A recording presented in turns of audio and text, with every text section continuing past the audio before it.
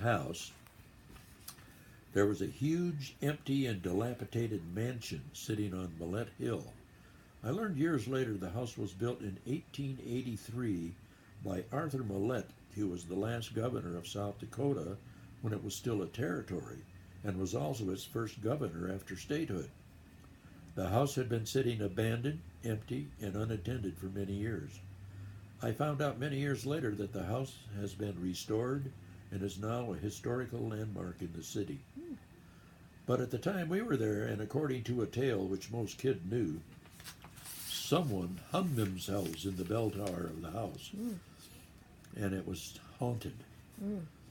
There was even a frayed piece of rope hanging in the tower, which confirmed the tale. Wow. Most of the windows had been broken out, and the doors were hanging by their hinges. The neighborhood kids, and that included me and my brother, broke a few of those windows ourselves. A popular double-dogged area at the time was to enter the haunted house after dark by yourself.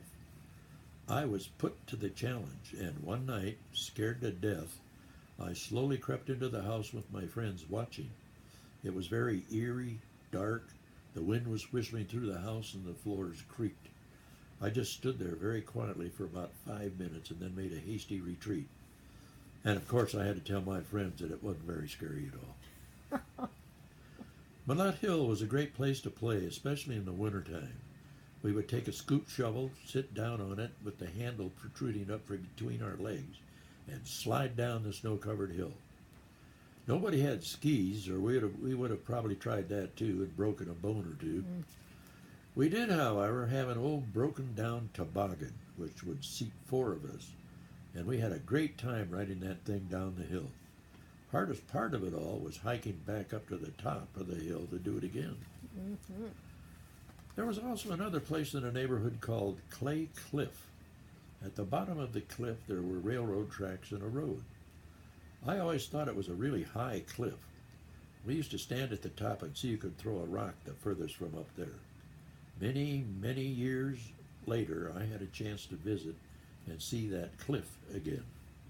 It was not high at all, maybe 35 feet or so.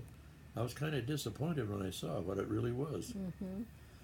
However, one day back then, my brother and I thought it'd be really neat to put our little sister, who was then about 4 years old, in an old buggy and push her off the cliff. Oh my gosh.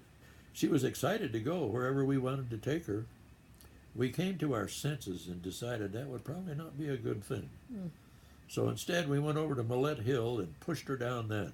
Down she went, gaining speed with every second, finally crashing at the bottom. Oh my gosh. She survived with some minor scratches and superficial cuts, but when our mom found out what we had done, Dick and I were taken to task, to put it mildly. Oh no. We never did that again.